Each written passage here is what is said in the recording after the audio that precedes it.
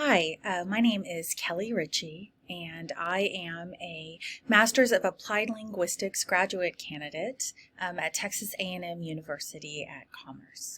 This is my capstone presentation on creating a classroom environment that encourages willingness to communicate.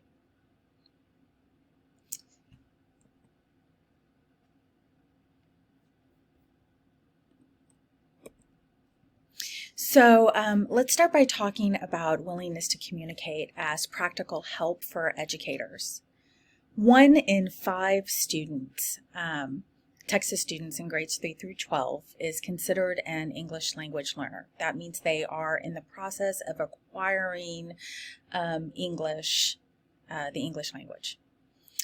And as a public educator in a Texas high school, we know that communication is essential for true language acquisition. We're not going to have students truly acquire the language unless they practice that communication on a regular basis. The classroom is the most likely place for that communication practice to occur. And there are actionable and practical steps that today's educators can and should take that will reduce language acquisition anxiety and will promote willingness to communicate inside of our classrooms.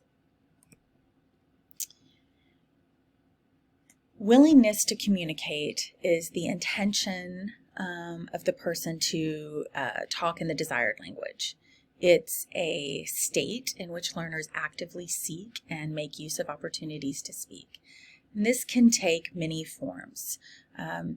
Students may be willing to communicate in a pair or a dyad, or may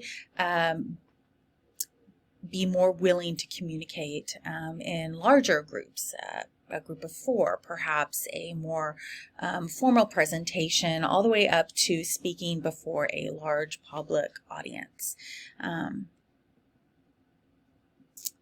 The pyramid model of willingness to communicate takes a look at the social and psychological influences that influence our desire to communicate or not.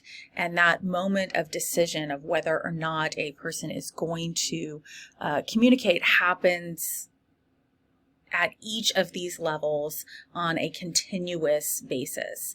So in that bottom layer, the individual's personality and the climate within the group situation in which the communication is occurring can affect that person's willingness to communicate in a desired language. Up a level, you see their competence in the language being communicated in, the actual social situation, and then the attitudes within that group, kind of the group dynamic. Above that, you see the confidence that the speaker has in the acquired language, the motivation within the group, and then the speaker's own personal motivations. Their state of self-confidence in their ability to speak, and then their desire to communicate with a specific person can impact their willingness to communicate. Finally, their willingness to communicate, and then they enter that actual use of the acquired language. There are many factors that affect willingness to communicate. Since I was looking specifically at secondary school, middle, and high school learners, that teenage ego can have a big impact on whether or not students are willing to communicate in the desired language. The students, are full of hormones. There's the coolness factor. They're crafting a self-image, a face that they show to the world, and not being competent or worrying that they might look silly in communicating in the language being acquired might reduce their willingness to communicate. That creates a higher level of anxiety in the student. Also, a student's motivation can affect their willingness to communicate. Motivation is what kind of governs the direction and amount or the impact of the behavioral choices that people make in deciding what goals they're going to avoid or what goals they're going to pursue. So the more motivation a student has, the more likely they are to pursue that goal. There are different types of motivation.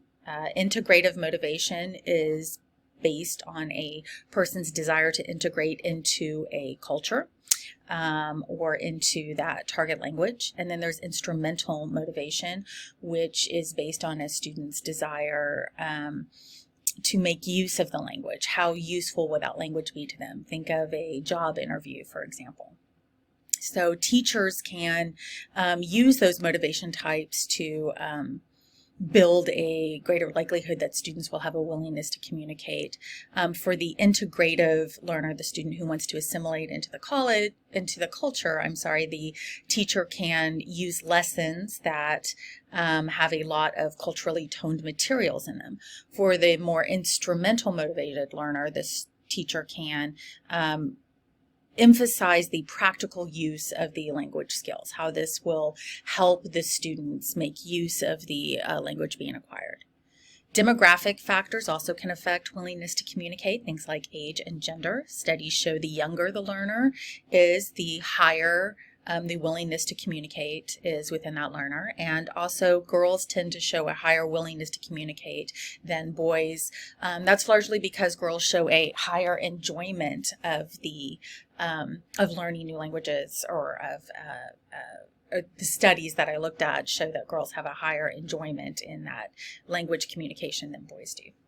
Finally, there's the topic of grit. Or the factor of grit, and that is the ability to push through a task or stick with a task for an extended period of time. The greater or the more gritty the student is, the higher the willingness to communicate is. So how can we teachers target willingness to communicate? And the simple answer to that is by crafting engaging lessons. So what follows is going to be a discussion of the types of lessons that teachers can use to increase the likelihood that students will have a higher willingness to communicate. Let's start with the storyline program. In this lesson, the whole class reads a story, and students create a fictitious world based on that story. These students role play as characters from the story, and the student-generated story develops as the students work together to answer open-ended questions. The teacher can tailor the tasks to the learner's varying abilities. A beginning student might get some easier questions about setting, or a character question, whereas a more advanced learner might get some more in-depth questions.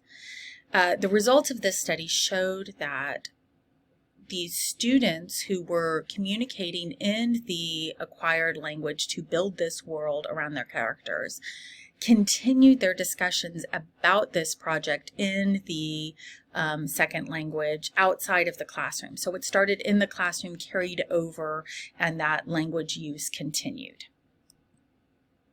Another thing that teachers can use is visualization. In this study, students were given 45-minute visualization sessions once a week for 6 weeks. And in those sessions, the students imagined themselves speaking in English. This increased the students' image of themselves, their ideal second language self. And as a result of that kind of image within their mind of who they could be as a second language learner, second language speaker, the students' willingness to communicate increased. This is built on the assumption that people are motivated to reach their potential self. And the results showed that. There was a significant increase in willingness to communicate among the students that practiced this visualization technique over the control group. Another lesson teachers could use is this drama-based lesson.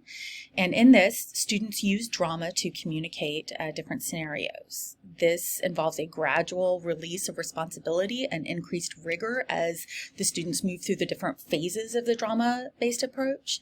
It's very collaborative. And it requires a lot of preparation and planning both on the part of the teacher and on the part of the students. So to begin, in phase one, the students are reading, writing, summarizing, and paraphrasing different scenarios as they prepare to act these scenarios out. In the second phase, they move to rehearsal and performance. This is where they're actually using that second language to communicate and act out a specific scenario. And in phase 3, the students reflect on the process. They write a reflective piece and then they discuss that in groups. Another thing that teachers can do is bringing in photographs and what we call realia, or real life tangible objects. And the key to this is that the students are self-selecting the objects or the photographs, and these have a personal connection to the student. The student then uses the target language to discuss these items in depth.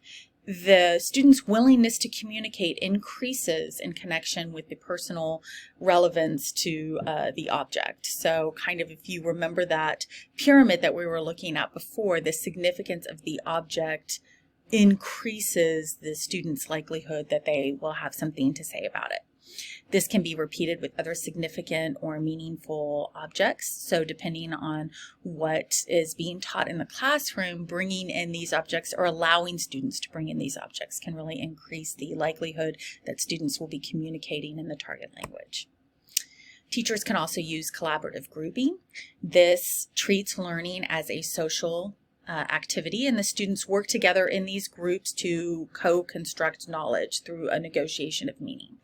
This targets the zone of proximal development, which is kind of that area in which educators believe students are best able to learn and acquire knowledge.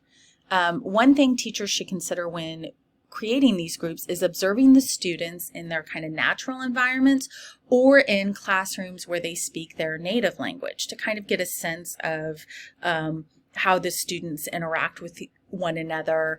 And after teachers have that sense, then they can kind of consider how the students are interacting with one another in the second or third language. Meaningful social interactions facilitate the transformation of L2 learning from inter-psychological, that is between people, to intra-psychological, which is inside the learner themselves. So this collaborative grouping will begin with students getting meaning from each other and turn into students getting meaning and understanding within themselves. Teachers should also look at enjoyment. Passion is a strong indicator of willingness to communicate. People have passion or an inclination toward an object, activity, concept, or person. That passion is harmonious. The person likes the activity because they enjoy it. If the passion is what we call obsessive, they like the activity because of an outside pressure. Maybe their parents are forcing them or there's a high-stakes test involved. That harmonious passion, working on the activity because you get enjoyment out of it, leads to decreased anxiety and an increased willingness to communicate. Setting mastery goals can be really helpful for students. The trick here is that the students need to set their own mastery goals. Teachers set mastery goals actually have no impact on willingness to communicate, but when the students set their own goals, and then when they create kind of mini goals or a structure to help achieve those goals, the students have more buy-in, more enjoyment, and tend to have a higher willingness to communicate. Kind of the last thing teachers can do to impact willingness to communicate is to create a positive classroom environment. This reduces the anxiety that students feel, and that anxiety is one of the largest predictors of willingness to communicate, and it predicts it in a negative way. So to create that positive possibility of students using the target language, teachers offering a lot of support and positive reinforcement, allowing students to work cohesively together in groups, and giving real clear tasks with structured goals toward meeting those task completions is a great way to have a positive classroom environment.